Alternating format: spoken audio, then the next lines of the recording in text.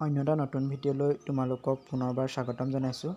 আজি তোমালোকৰ বাবে লৈ আহিছোঁ অসমীয়া উচ্চমানৰ পাঠ্যক্ৰম Core-11 অসমীয়া নাট্য সাহিত্যৰ ইতিহাসত শংকৰদেৱ আৰু মাধৱদেৱৰ নাটৰ তুলনামূলক এটি আলোচনা। তোমালোকে ভিডিঅ'টোৰ প্ৰথমৰ পৰা শেষলৈকে স্ক্ৰিপ্ট নকৰাকৈ চাই যাবা। যদি কিবা বুজি নোপোৱা থাকে তেন্তে মোক কমেণ্ট বক্সত জনাবা, মই নিশ্চয় তোমালোকক ক'বলৈ চেষ্টা কৰিম। এতিয়া ভিডিঅ'টো আৰম্ভ কৰিছোঁ, তোমালোকে চাই যাবা। ধন্যবাদ। শংকৰদেৱ আৰু মাধৱদেৱৰ নাটৰ তুলনামূলক আলোচনা দাঙি ধৰা হৈছে। এই তুলনামূলক আলোচনাটোৰ পৰা তোমালোকে শংকৰদেৱ আৰু মাধৱদেৱৰ অসমীয়া নাট্য সাহিত্যৰ ইতিহাসত তেওঁলোকৰ অৱদানৰ সম্পৰ্কে তোমালোকে ভাগ ভাগ কৰিও লিখিব পাৰা। এতিয়া আহিছোঁ মূল প্ৰশ্নটোৰ ফালে।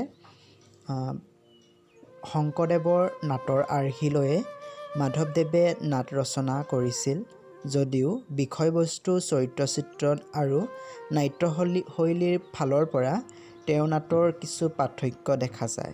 অৱশ্যে দুয়োজনৰে নাট ৰচনাৰ উদ্দেশ্য একেই, কৃষ্ণ ভক্তি মাৰ্গক অসমৰ জনসাধাৰণৰ মাজত প্ৰচাৰ কৰা। এই নাট ভাওনাই শংকৰদেৱ আৰু মাধৱদেৱৰ নৱবৈষ্ণৱ ভক্তি আন্দোলনৰ ভেটি সুদৃঢ় কৰি তোলাত বহু সহায় কৰিছিল।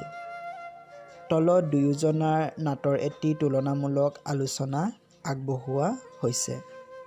১ নম্বৰতে দুয়োজনৰে নাটৰ তুলনামূলক আলোচনাৰ প্ৰসংগতে পোনতে দেখা পোৱা এটি দিশ হ'ল নাট্যশৈলীৰ নামকৰণ। শংকৰদেৱৰ নাটক বুজাবলৈ অংক আৰু মাধৱদেৱৰ নাটক বুজাবলৈ ঝুমুৰা শব্দৰ প্ৰায়ে প্ৰয়োগ কৰা হয়।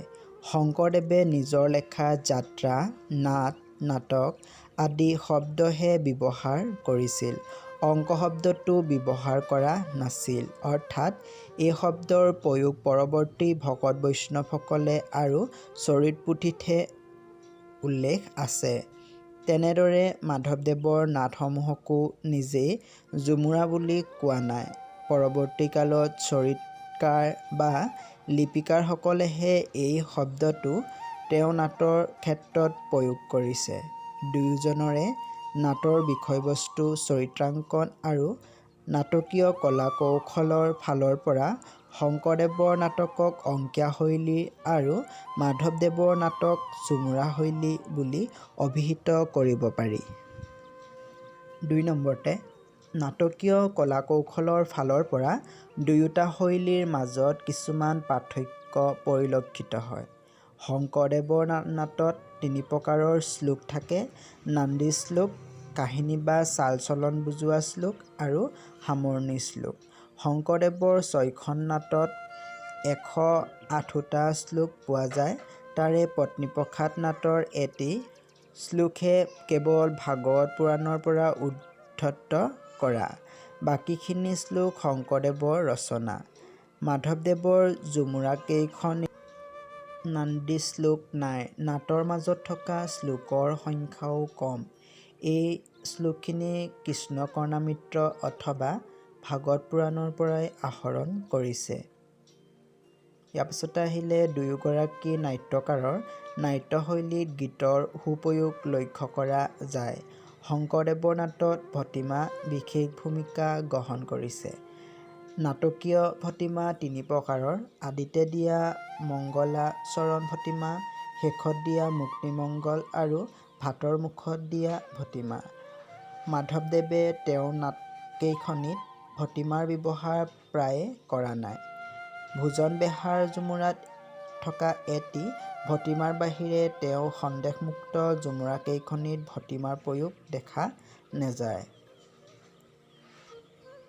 অংকীয়া শৈলীৰ নাটৰ অন্যতম বৈশিষ্ট্য হৈছে সূত্ৰধাৰ মুখত আৰু চৰিত্ৰৰ মুখত দিয়া কথাসমূহ।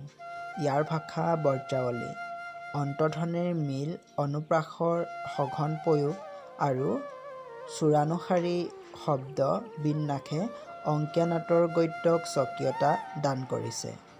শংকৰদেৱৰ নাটৰ গীত আৰু সংলাপত যথেষ্ট পৰিমাণে সংস্কৃত শব্দ আৰু বজ্ৰাৱলী ভাষাৰ শব্দ প্ৰয়োগ কৰি ভাষাত এক গাম্ভীৰ্য প্ৰদান কৰা দেখা যায়। শংকৰদেৱৰ নাটৰ তুলনাত মাধৱদেৱৰ ঝুমুৰাৰ ভাষা কিছু পৰিমাণে সৰল আৰু কথিত ভাষাৰ ওচৰ চপা। গীতবিলাকতো ঘৰুৱা অসমীয়া শব্দ প্ৰয়োগ বেছি। সূত্ৰধাৰ শংকৰদেৱৰ নাটত একোটি দীঘল কাহিনী ৰূপ দিয়া হয়। কেতিয়াবা একোটি উপকাহিনীও তাৰ মাজত দেখা যায়। কিন্তু মাধৱদেৱৰ নাটকত থাকে একোটি পৰিস্থিতিৰ চমুচিত্ৰণ। উপকাহিনী ইয়াত প্ৰায় অনুপস্থিত। ইয়াৰ পিছতে আহিলে নৱবৈষ্ণৱ সাহিত্যৰ ঘাই ৰস হ'ল ভক্তিৰস। শংকৰদেৱৰ নাটকসমূহতো ভক্তিৰসে মুখ্য ভূমিকা গ্ৰহণ কৰিছে। কিন্তু নাট্যকাৰ দুজনাৰ নামত কম বেছি পৰিমাণে প্ৰায়বোৰ ৰসৰে প্ৰকাশ ঘটিছে। শংকৰদেৱৰ নাটসমূহত হাস্য, কৰুণ, শৃংগাৰ, বীৰ আৰু ৰৌদ্ৰ ৰসৰ উপযুক্ত প্ৰয়োগ দেখা যায়। ইয়াৰ পিছত আহিলে শংকৰদেৱ আৰু মাধৱদেৱৰ নাটসমূহৰ ঘাই চৰিত্ৰ হ'ল কৃষ্ণ। তেওঁ অৱতাৰী পুৰুষ আৰু অসীম শক্তিৰ অধিকাৰী। এইজন নায়কৰ চৰিত্ৰ উপস্থাপন কৰোঁতে শংকৰদেৱ আৰু মাধৱদেৱে সুকীয়া ৰীতি গ্ৰহণ কৰিছে।